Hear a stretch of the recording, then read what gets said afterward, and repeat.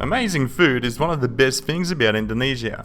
A sprawling archipelago that covers more than 17,000 islands and hundreds of different cultures and ethnicities. But don't let that appetite spoil your wonderful tropical getaway by risking bacterial infections or other health problems when you're visiting Bali or surrounding islands.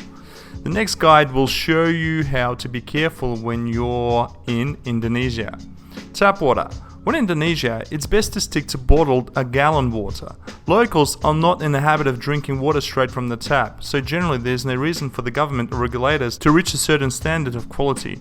And I don't even recommend you drink tap water whether you're in Australia, UK or United States of America, because they add fluoride, chlorine and all sorts of other nasty chemicals. But don't worry, tap water is safe for general use, like showering and cooking, and you can also drink it after boiling. That's in Indonesia. I'm pretty sure they don't add fluoride in Indonesia, it's tap water.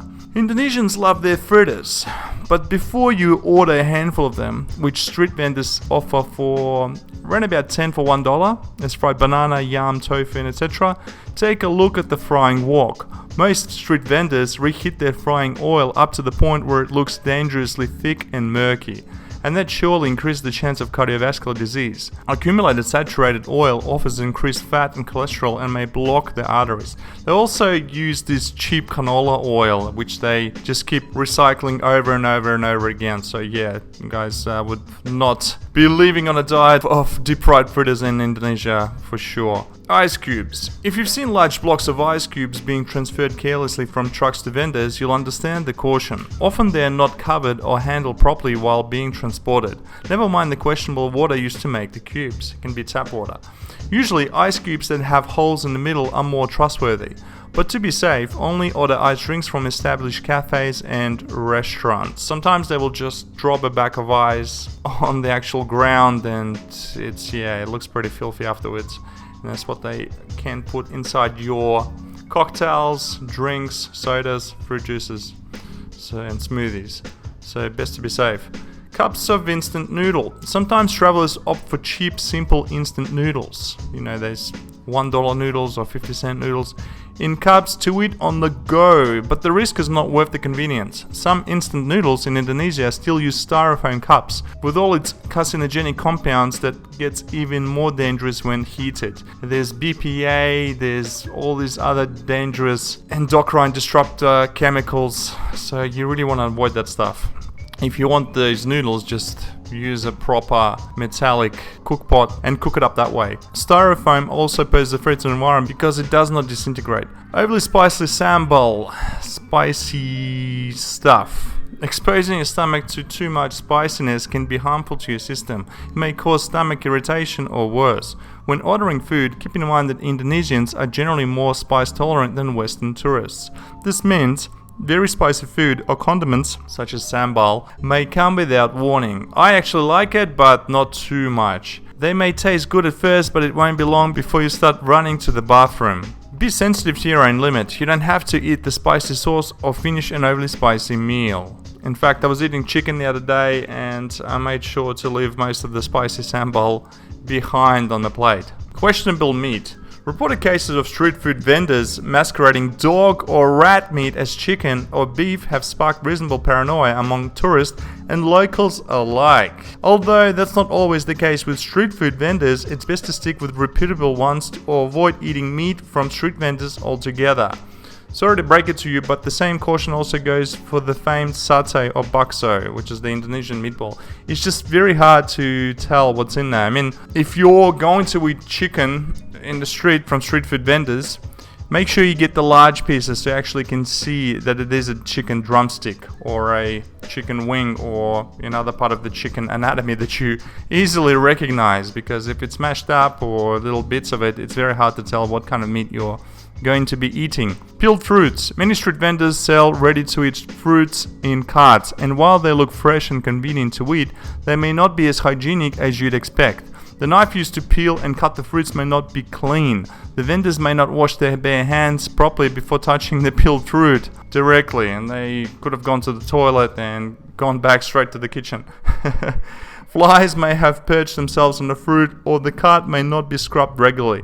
There are just many factors that could compromise the century of street vendors' fruits. Personally, I've never had much problems eating fruit that's been cut up freshly, but normally, yeah, if it looks like a clean type of street food vendor, then you shouldn't have many problems at all. Dubious raw food.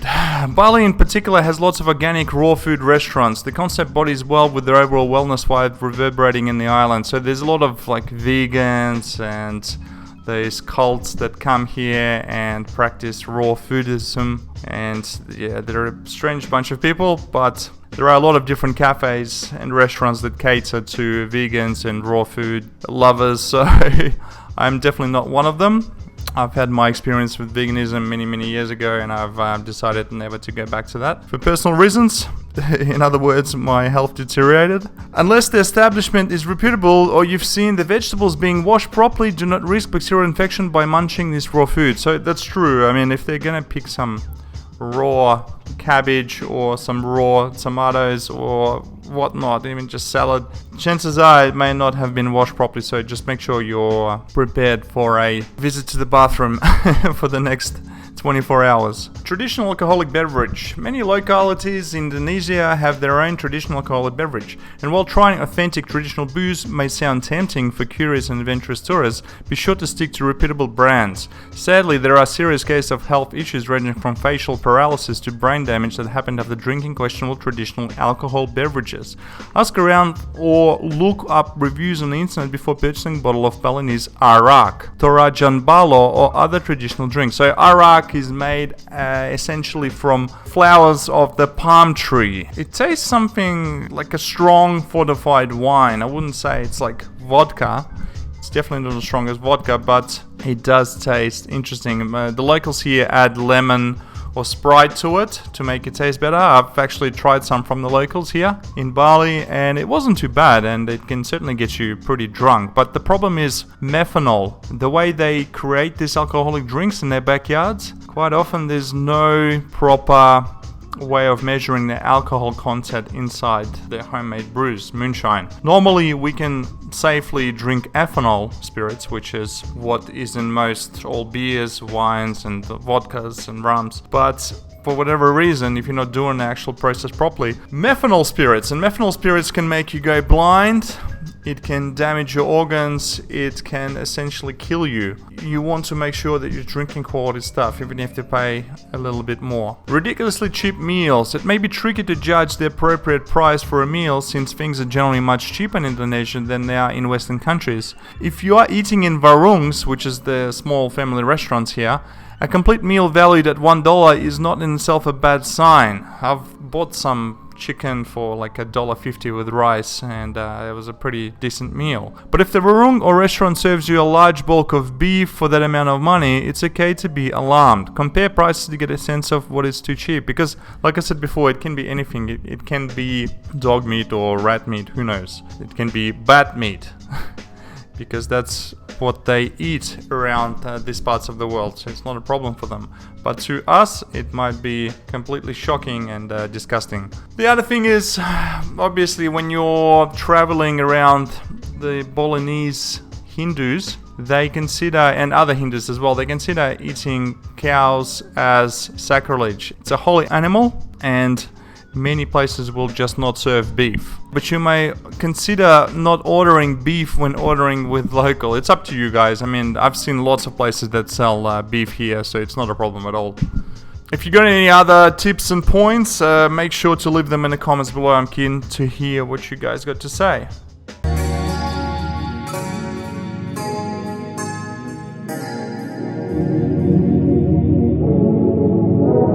Drop the bass, Kitty.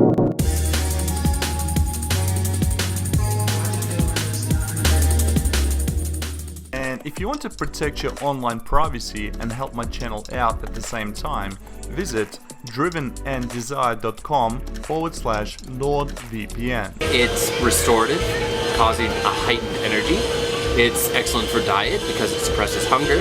It helps your digestive tract. It's anti-diuretic. It acts against fatigue, and most importantly, it acts against altitude sickness.